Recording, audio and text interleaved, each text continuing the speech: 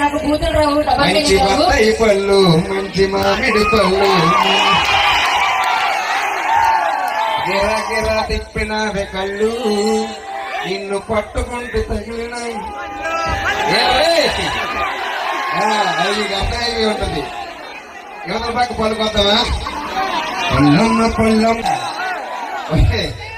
ఎన్ని కాస్తాయి? నా పక్కన చేతికి ఎన్ని ఉన్నాయి? బాబోయ్. కానీ మీ అందరికి ఒక విషయం చెప్పాలి. ఈ మధ్య కాలంలో మంచి మంచి పాటలు పాడుతున్నాను కానీ పాటలు పాడకముందు నేను ఒక వ్యాపారం వస్తుంది. ఏం వ్యాపారం చేశాను అన్నారు కాదు, వ్యాపారం చేశా. ఎలాంటి వ్యాపారస్తులైనా సరుకు తాజాగా ఉందా లేదా చూసుకొని కొంటాడు, అంతే లేదా? అంటే అలాంటి సిచ్యువేషన్ ఒక పాట రాసుకుని జాగ్రత్తగా 2 కోట్ల రూపాయల పాట. ఓకేనా?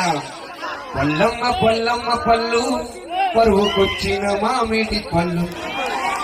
అరే తినాలనిపిస్తుంది కానీ అవకాశం దొరకట్లేదు. వినండి ఒక్కడే సార్. ఎంత పెద్ద మాట అన్నారు సార్. ఏ ఉద్దేశంతో అన్నారు? ఏ ఉద్దేశం లేదు. వచ్చినప్పుడు ఇంకా మన ఊరు ఆయన ఒక 2 పళ్ళు ఇచ్చాడు. వచ్చినప్పుడు తినాలనుకున్నాడు కానీ ఆ జిడ్డు ఎక్కువ ఉంటుందని తినడం మానేశాను. అది తప్పేనా? 4 ఉన్నాయి. ఇప్పుడు ఏం కావాలి చెప్పేది? పల్లమ్మ పల్లమ్మ పళ్ళు. అరే తమిళ వినండ్రా.